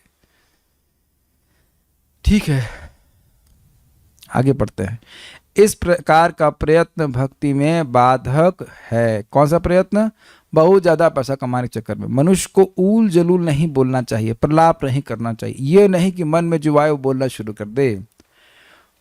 भक्त का कार्य तो भगवान की कृपा प्राप्त करना है। अतः भक्त को सदैव ईश्वर की अद्भुत सृष्टि के लिए उनकी महिमा का वर्णन करना चाहिए। क्यों हाईलाइट किया गया है ये बात?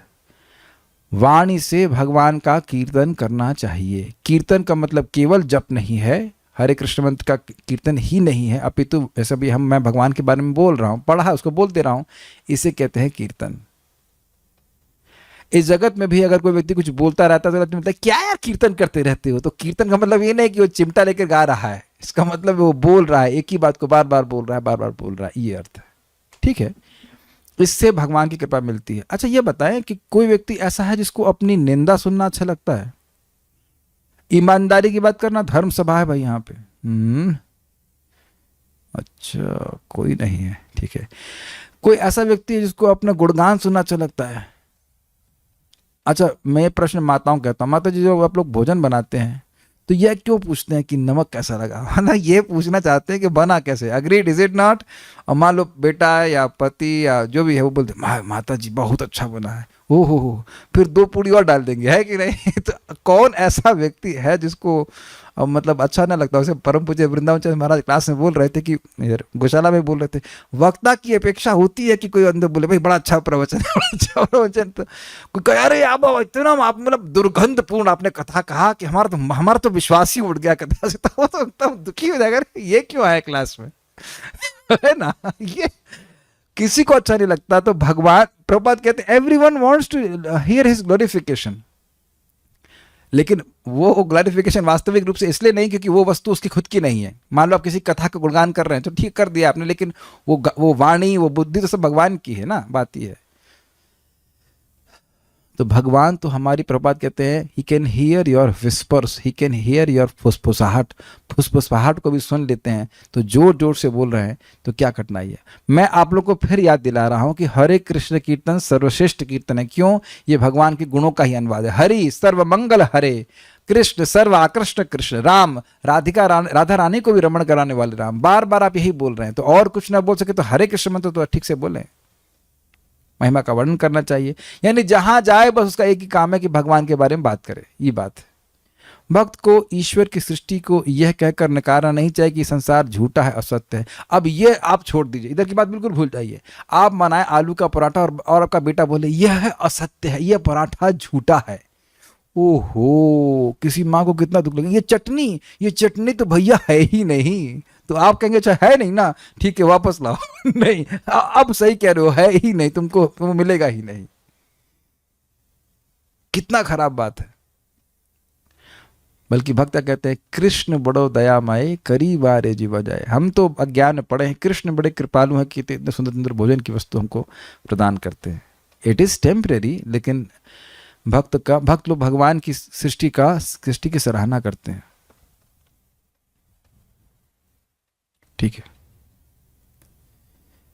ये संसार असत्य नहीं है। वस्तुतः हमें अपने पालन के लिए इस संसार से अनेक वस्तुएं ग्रहण करनी होती हैं। अतः हम ये कैसे कह सकते हैं कि ये संसार असत्य है? इसी प्रकार हम ये कैसे कह सकते हैं कि ईश्वर का कोई रूप नहीं है? ये सबसे बड़ा अपराध है भगवान के प्रति कि कोई कहे कि ईश्वर का रूप नहीं है। भला कोई निर्विशेष होकर समस्त बुद्धि तथा चेतना से किस प्रकार युक्त हो सकता है? अब यह बात प्रभुपाद क्यों कह रहे हैं? अगर किसी के पास बुद्धि ही नहीं होती तो इतना सुंदर जगत की रचना कैसे करता? कभी आपने सोचा है कि हम अगर ब्रह्म उपासना कर रहे होते और दुख में तड़प रहे होते तो ब्रह्म के लिए तो संभव भी नहीं किया कि एक रुमाल भी दे दे, हमारे आंसुओं को पोंछ दे। रक्षा करने की तो बात छोड़िए। महाराज इस बात को बोलते हैं कि इस ब्रह्म उपासना से फायदा क्या होगा? वह तो कभी भक्त का दुख पोंछने के लिए आएगा नहीं, दुख के आंसू पोंछने के लिए नहीं आएगा। और भगवान ने तो कितने भक्तों के दुखों को दूर किया है। यस, अतः शुद्ध भक्त के जानने के लिए अनेक बातें हैं और उन्हें सुखदेव गोस्वामी जैसे प्रामाणिक महापुरुष से सीखना चाहिए। भक्ति में सेवा करने के लिए उपयुक्त परिस्थिति यही है कि ईश्वर की सेवा अत्यंत उत्साह के साथ की जाए। तब आप कहें कि हमारा उत्साह ना हो, तब क्या करें? तो अरे उन लोग का उत्साह, उन लोग का संग करें जो उत्साहित हो। तो प्रभु जी हमारे आसपास नहीं मिलते तो ऑनलाइन ऑर्डर कर दीजिए। प्रभु जी वृंदावन चंद्र महाराज इधर क्लास दे रहे थे, इधर VIH में, तो कह रहे थे भाई अगर आसपास सामान नहीं मिलता है तो व्यक्ति ऑनलाइन ऑर्डर कर देता है कि नहीं? तो आजकल ऑनलाइन भी सुविधा है। ये भक्तों को उत्साह नहीं है कि सारा काम आम आदमी करने के बाद भी आप लोग सब लोग जूम पे दिख रहे हैं वीडियो ऑन करके, एटलीस्ट काफ़ी लोग तो दिख ही रहे हैं और रोज ही दिख रहे हैं। ये उत्साह नहीं, उत्साह ना होता तो कैसे होता बताइए? यस, परम पूज्य सच्चिदानंद महाराज भी एक प्रवचन में कह रहे थे, जिन कुछ भक्तों को प्रवचन कर रहे थे ऑनलाइन, तो कह रहे थे we are developing a relationship. रोज कथा करने के कारण हम लोग का एक संबंध बन जा, एक आध्यात्मिक संबंध बन गया है। कहते हैं bond which is across the world. कितना सुंदर शब्द है, एक संबंध जो पूरे जगत व्यापी है। कोई कनाडा में है, कोई कहाँ है, कोई कहाँ है, भगवान के बारे में श्रवण कीर्तन कर सकते हैं। भगवान का आशीर्वाद है, भगवान चाहते हैं कि कथाएं इस प्रकार से हो, इसलिए सुविधा प्रदान कर रहे हैं।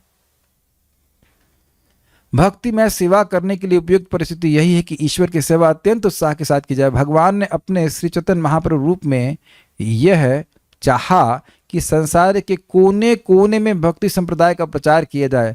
अतः शुद्ध भक्त का परम कर्तव्य है कि जहां तक संभव हो वह इस आदेश को पूरा करे।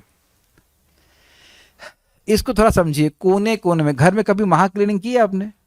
तो एक होती है जनरल झाड़ू फुड़ू फुर फुर फुर मार दिया, ऊपर ऊपर से मिट्टी निकाल दीजिए। लेकिन अब कोने कोने का मतलब है जहां अंदर वो एकदम मेज के अंदर, वहां वहां सब जगह। तो यानी कि अब छोटे छोटे प्रांतों में भी भगवान की कथा का प्रसरण होना चाहिए। ये अर्थ यहाँ पे प्रभुपाद जी कह रहे हैं। प्रभुपाद जी कहते हैं कि हम चाहते हैं कूली भी गुरु बन जाए। कुलू गुरु नहीं, कूली गुरु कूली गुरु बन जाए। ऐसा प्रचार होना चाहिए कि लोग कृष्ण भावना के बारे में श्रवण करके एकदम ठीक बात समझाने में समर्थ हो जाएं और जगह जगह प्रचार हो। अब जितना हो जाए महाप्रभु की इच्छा से हम लोगों को प्रयास करना चाहिए। पता नहीं कितने लोगों ने भागवत अपने घर में रखी है, लेकिन मैं समझ रहा हूं कि दूसरे स्कंद में प्राय लोगों की कोई रुचि नहीं होती है। तो बहुत सृष्टि तत्व है, बहुत उसमें तत्व का वर्णन है, क्या पढ़ना। लेकिन आप देखिए कि क्या ये दूसरा स्कंद हम लोग को रुचिकर नहीं लगा? So interesting. आप देखिए ना कितने सुंदर अर्थ हुआ है, संप्लव के प्रतिसंक्रम इत्यादि इत्यादि इत्यादि।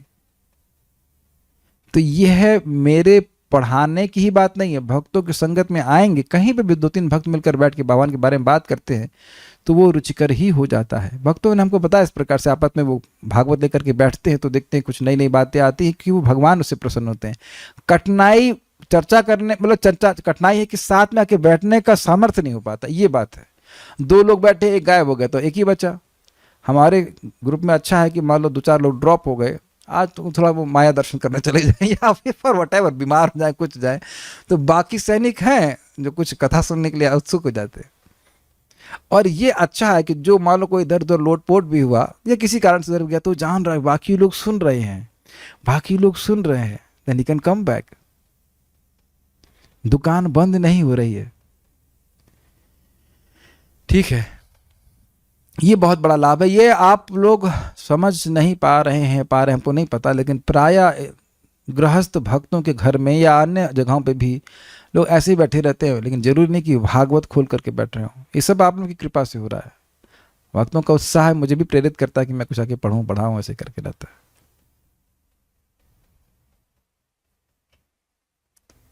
प्रत्येक भक्त को न केवल दैनिक भक्ति अनुष्ठानों के प्रति उत्साह होना चाहिए, अपितु भगवान चैतन्य के पद चिन्हों का अनुसरण करते हुए संप्रदाय का शांति पूर्वक प्रचार करना चाहिए। बहुत ही अच्छी लाइनें हैं। ये नहीं प्रभु जी हमारा 16 माला हो गया, now we are happy. No, you should not be happy with that, you should not be happy with that. उससे प्रसन्न नहीं होना, उतने मात्र से प्रसन्न नहीं होना चाहिए। ये अच्छी बात है कि 16 माला करके प्रसन्न हो गया, लेकिन ये नहीं कि बस उसी में शांत हो गए। इतनी अच्छी वस्तु है, लोगों को बताना चाहिए। भाई लोग यही तो कहेंगे हम नहीं करेंगे, तो क्या गोली मार देंगे? प्रेम से लोगों को शांति से बताइए। स्वाभाविक सी बात है कि वो नहीं सुनेगा। सुन ले तो आश्चर्य कीजिए, नहीं सुने तो आश्चर्य मत कीजिए। कलयुग में कौन सुन रहा है? मोक्ष रूप माता जी के घर में कहीं पे कोई किसी की मृत्यु हुई थी शायद, तो वहाँ जाकर माइक पकड़ ली उन्होंने वीडियो भेजा, भगवान के बारे में बताया, हरे कृष्ण मंत्र करना चाहिए ये। तो अब आपने प्रयास तो किया। हमारे घर में कुछ गेस्ट आए थे तो वो लोग हम कुछ बोले नहीं, जब जा रहे तब ने उनको बताया हरे कृष्ण मंत्र कीजिए तो क्या लाभ होगा ये बताया। अच्छा हम करेंगे, मतलब अब वो सच बोल रहे झूठ बोल रहे अलग बात है, लेकिन हरे कृष्ण मंत्र सुने तो सही, ये बातें हैं। जैसे एक व्यवसायी यही सोचता है कि जो भी दुकान में आया है वो खरीदेगा जरूर कुछ ना कुछ, अब खरीदे या ना खरीदेंगे उसकी मनोवृत्ति तो रहती है कि कुछ खरीद के जाए, ऐसे करके भक्त की मनोवृत्ति होनी चाहिए। ठीक है, यदि उसे ऊपरी तौर पर इसमें सफलता नहीं मिलती तो उसे अपने कर्तव्य से विमुख नहीं होना चाहिए। शुद्ध भक्त के लिए सफलता असफलता का कोई अर्थ नहीं होता, क्योंकि वह युद्ध भूमि में सैनिक के समान होता है। काफी इंटरेस्टिंग है। हमारा कर्तव्य है कि भगवान के वचनों को वर्णन करना, इससे हम पवित्र होंगे। एक आपको फॉर्मूला बता रहा हूं, जो दिखता है वो बिकता है। समझ आता है आपको ये बात है? जो वस्तु आप प्रस्तुत कर रहे हैं उसके खरीदार मिल ही जाएंगे, नहीं तो कैसे हैं? 60 भक्त कैसे हैं, 59 इंक्लूडिंग माई सेल्फ, कैसे हैं आप बताइए? अगर कोई कहे कि टीकाओं को पढ़ने में किसी को रुचि ही नहीं होती, एक व्यक्ति मुझे बहुत बोला आप पढ़ा रहे हो लेकिन किसी को समझ में नहीं आ रहा है, अब बताइए आप में से किसी को समझ में नहीं आ रहा है मैं क्या बोल रहा हूं? अगर किसी को कुछ भी समझ में नहीं आ रहा है तो अगले दिन क्यों आ रहे हैं? बताइए, आप किसी ऐसी क्लास में जा सकते हैं जिसमें आपको कुछ भी समझ में नहीं आ रहा है? कितनी हास्यास्पद बात है ना। हम कोई दूसरे भक्त बताए थे, उसका हीरेन प्रभु, अभी क्या दीक्षा हो गया हमको नहीं पता, हमको ये फॉर्मूला बताया, कहते हैं आप कोई भी किसी भी चीज की दुकान कहीं खोल लीजिए, उसकी आपको क्या कहते हैं कि खरीदने वाले क्या बोलेंगे उसको, खरीदार जरूर मिल जाएंगे। और क्या है फॉर्मूला? स्वयं 16 माला का जप करें, भक्ति करें, और आप कृष्ण भाव नाम के बारे में यथावत प्रचार कीजिए, जो लिखा है वो समझा दीजिए। आप देखेंगे कि लोग चाहते हैं सच्चा ज्ञान प्राप्त करने के लिए, नहीं चाहने वाले अधिक हैं, लेकिन चाहने वाले हैं ही नहीं, ऐसा नहीं है। हम कई बार बोले 5 मिनट की वीडियो बनाने, 5 मिनट तो एक पेज पढ़ाने में लग जाता है। बल्कि एक विनोद की बात हुई, एक व्यक्ति ने जब टॉक देखा, अरे अच्छा प्रवचन लेकिन बहुत छोटा है। अरे भाई ये जब टॉक है, ये कोई प्रवचन नहीं है लंबा, it is meant to be short, है ना? तो कुछ लोग हैं ना जो तसल्ली से सुनना चाहते हैं, श्रीमद् भागवतों को समझना चाहते हैं। मेरे भक्तों से प्रार्थना है कि अगर अन्य लैंग्वेज में कर दीजिए, हम तो पढ़ा चुके हैं, प्रभुपाद जी की इंग्लिश में उपलब्ध है, इंग्लिश में शुरू कीजिए, लेक्चर दीजिए, हम उसको पोस्ट कर देंगे अपने ग्रुप में, हो सकता है कोई अंग्रेजी वाले सुने।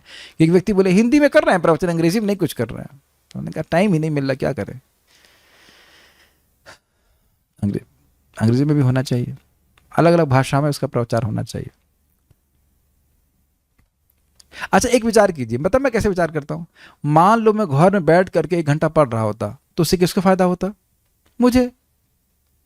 और मैं आप लोग संग पढ़ रहा हूं तो इससे फायदा किसी को भी हो जाएगा, तो फायदा ही है ना। व्हाट डू यू से? Is it not good? Simple. और इस प्रकार हमारी पढ़ाई भी अच्छी हो जाती है। भक्तिमय सेवा की विचारधारा का प्रचार ठीक कुछ वैसा ही है जैसे कि भौतिक जीवन के विरुद्ध युद्ध की घोषणा करना, और इस पर व्यक्ति अपने कर्तव्यबद्ध तरीके से युद्ध करे। भौतिकतावादी कई प्रकार के हैं, यथा सकाम कर्मी, ज्ञानी, चमत्कारी, योगी इत्यादि जैसे और भी। वे सभी ईश्वर के अस्तित्व के विरोधी हैं। वे अपने को ही ईश्वर घोषित करते हैं, भले ही वे पग पग पर प्रत्येक कार्य के लिए ईश्वर की कृपा पर आश्रित क्यों न रहे। अतः शुद्ध भक्त को चाहिए कि इन नास्तिकों के गिरोहों का साथ न दे। समझ में आ गया? इनके खिलाफ विरोध करना पड़ता है कि ये लोग भगवान नहीं हैं। लोगों के सामने भागवत का प्रमाण देकर के बताना पड़ता है कि भगवान कौन है, नहीं तो लोग किसी को भी भगवान मान लेते हैं। तो ये उनका पूरा गिरोह है जो कृष्ण को मारने का प्रयास करना चाहता है। भगवान का सबल भक्त अभक्तों के लिए नास्तिकतावादी प्रचार से कभी गुमराह नहीं होता, किंतु नव दीक्षित भक्त को इनसे बहुत सतर्क रहना चाहिए। देखिए, एक बार भागवत में जिसकी मति लग गई उसको कभी कोई भ्रमित नहीं कर सकता कि भगवान कौन है।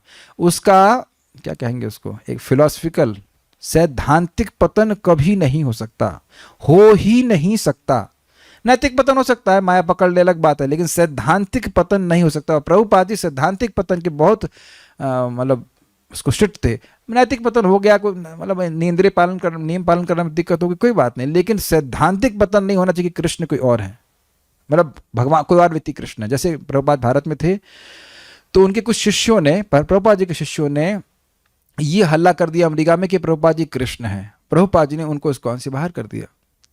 पहले तो बहुत डांट लगाया, लेकिन फिर नहीं माने तो इस्कॉन से बाहर कर दिया, क्योंकि उस सबको दूषित कर देते हैं। बहुत सारे भक्त थे जिनका पतन हो जाता था ऐसे, मतलब नैतिक रूप से 4 नियमों का पालन नहीं कर पाते, प्रभुपाद जी उनको वापस ले लेते थे। लेकिन सैद्धांतिक पतन नहीं होना चाहिए। आप समझने का प्रयास कीजिए, कोई रोड पे है और गिर जाए, छेल के ठीक हो जाएगा, फिर उसके बाद सही रोड पे ही रहेगा ना, लेकिन रोड ही गलत ले ली किसी ने तो फिर उसका तो उद्धार नहीं हो पाएगा। इसलिए बहुत आवश्यक है कि व्यक्ति नियमित रूप से सुने, नहीं तो लोग बिल्कुल भ्रमित हो जाते हैं। भक्त को प्रामाणिक गुरु के पथ प्रदर्शन में ठीक से भक्ति करनी चाहिए, मात्र औपचारिकताओं से नहीं चिपके रहना चाहिए। समझ रहे हैं, केवल घंटी ही नहीं हिलाते रहना चाहिए, देखना चाहिए कि वाकई नियमों का पालन करके मैं कैसे भक्ति में प्रगति कर रहा हूँ, कैसे जगत से विरक्त हो रहा हूँ और कैसे भगवान में आसक्त हो रहा हूँ। किसी भी प्रामाणिक गुरु का अगर पथ प्रदर्शन है तो यह हमको लाभ होना ही चाहिए। जैसे मैं सिंपल सी बात उदाहरण दे रहा हूँ कि हम with all due respect Haridwar वैद्य जी के पास गए, हम 1.5 साल से परेशानी में थे और थकान होती थी, जैसे 1.5 महीना हुआ हमको एकदम एनर्जी आना चालू हो गया। तो अब बताइए क्या औपचारिकता है? क्या मैं दवा औपचारिकता के लिए ले रहा हूँ या ठीक होने के लिए ले रहा हूँ? समझ पा रहे हैं मेरी बात? मैं अपनी बीमारी को वास्तविक रूप से ठीक होने के लिए कर रहा हूँ, किसी के कहने से नहीं दवा ले रहा हूँ कि भाई वो देख लेगा वो देख लेगा। Similarly tomorrow I am going to chant, हम चैंट जब करेंगे, आप सभी लोग सिंसियर भक्त हैं जब कर रहे हैं, अब हम जब करके सुनने का कितना प्रयास कर रहे हैं वो तो हमारे ही पर निर्भर करता है। नाम करेगा जो ऐसा हो ही नहीं सकता है कि व्यक्ति का हृदय परिवर्तन ना हो। ऐसा असंभव है कि कोई नाम उच्चारण कर रहा है उसके हृदय का परिवर्तन ना हो। अगर नहीं हो रहा इसका मतलब कर ही नहीं रहा है। Is it okay? यस। वो बीड बैग को हाथ गर्म करने के लिए घूम रहा है ऐसा कह सकते हैं। प्रामाणिक गुरु के निर्देशन में देखना चाहिए कि कितनी भक्ति में सेवा की जा रही है, मात्र अनुष्ठान के संबंध में नहीं, कितना भगवान से मेरा प्रेम बढ़ रहा है यह देखना होगा। भक्त तो किसी वस्तु के पीछे नहीं दौड़ना चाहिए, वरुण भगवान की इच्छा से जो प्राप्त हो उसी संतुष्ट रहना चाहिए। तो एक भाई होगा, ओ भगवान हमारा ध्यान रख दो, भगवान हमको जो चाहिए वो ना मिले तो, अरे तुम्हारे बाप के भी बाप है। समझ रहे हैं मेरी बात? जो भी हमारे लिए आवश्यक है भगवान जरूर देंगे, और जो नहीं दे रहे इसका मतलब आवश्यक नहीं है। अगर 2 करोड़ रुपए देना आवश्यक नहीं है, तुम बिगड़ जाओगे तो नहीं दे रहे हैं। भक्ति में जीवन का यही सिद्धांत होना चाहिए। हमने एक और भक्त घर में देखा कि उनके बच्ची की और लड़के के भी नौकरी में कठिनाई थी, लेकिन वो भक्ति करने लगी। पता नहीं उनके बच्चे तो नहीं कर रहे थे, उनके बच्चों की भी भौतिक रूप से सुविधा ठीक होने लगी। ऐसे सभी सिद्धांत सुखदेव गोस्वामी जैसे गुरु के निर्देशन में सरलता से सीखे जा सकते हैं। महाराज परीक्षित ने सुखदेव जी से ठीक ही पूछा और मनुष्य को उनके इस उदाहरण का अनुकरण करना चाहिए। महाराज परीक्षित ने संसार की उत्पत्ति, पालन तथा संहार, वैदिक अनुष्ठानों की विधि तथा पुराणों एवं महाभारत जैसे उपवेदों में वर्णित पवित्र कार्यों की करने की विधि के विषय में पूछा। जैसे कि पहले व्याख्या की जा चुकी है, महाभारत प्राचीन भारत का इतिहास है और पुराण भी वैसे ही है। पुण्य कार्यों का उल्लेख उपवेदों यानी स्मृतियों में हुआ है और इनसे सामान्य जनता को जल उपलब्ध कराने के लिए तालाब तथा कुएं खोदने जैसे कार्य सम्मिलित हैं। सड़कों के किनारे वृक्ष लगाना, मंदिर तथा ईश्वर की पूजा के स्थल बनवाना, निर्धनों को अन्न देने के लिए दान केंद्र खोलना तथा इसी प्रकार के अन्य पूर्त कहलाते हैं। इसी प्रकार राजा ने सभी के लाभ और इंद्रिय तुष्टि के लिए प्राकृतिक इच्छाओं की पूर्ति की विधि के विषय में जानने की भी जिज्ञासा प्रकट करी। So will stop here, I just see if there some questions. ये प्रश्न बातें तो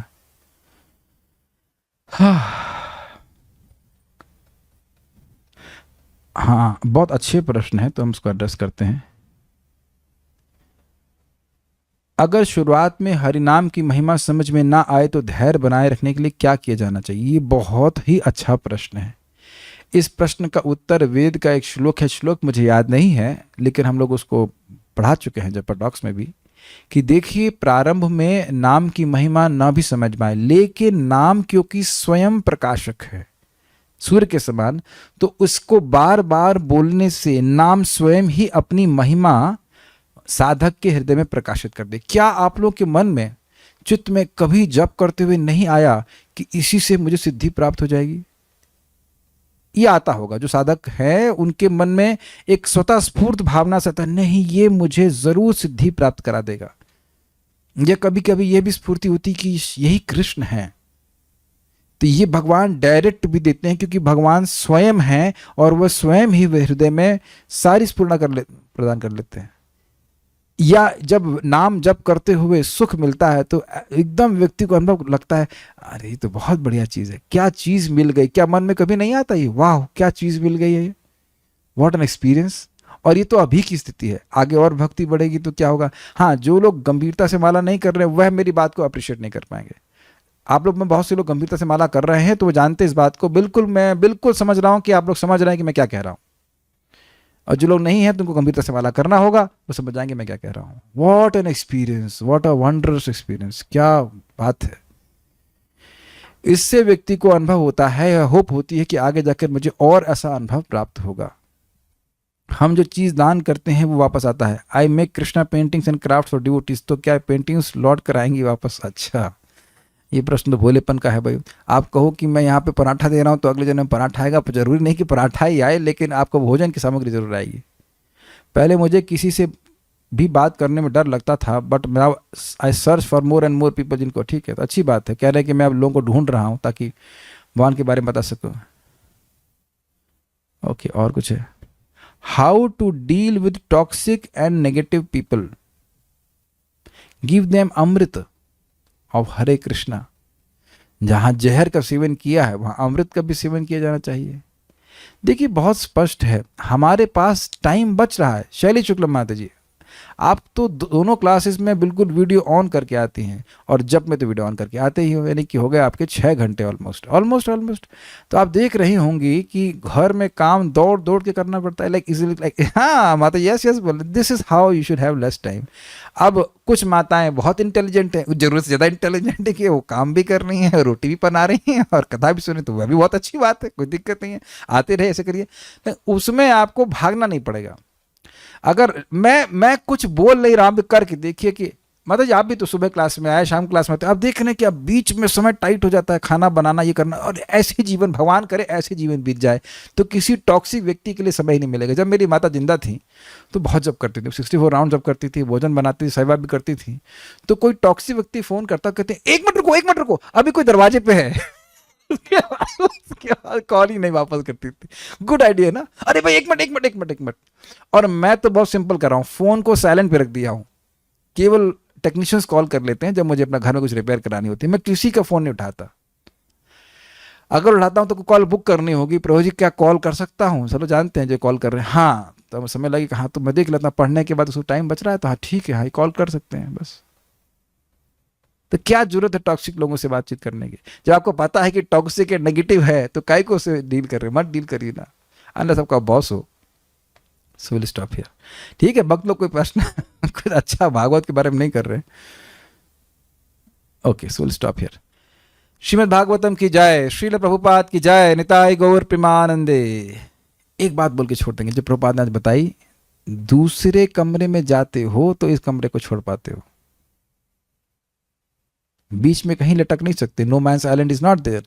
तो भगवान की कथा में लगे रहेंगे तो स्वाभाविक सी बात है माया कथा से दूर रहेंगे, ये तरीका है। Okay, wish you all have very nice जब tomorrow morning. Stop now, thank you. हम लोग पारायण करेंगे और फिर रुकेंगे।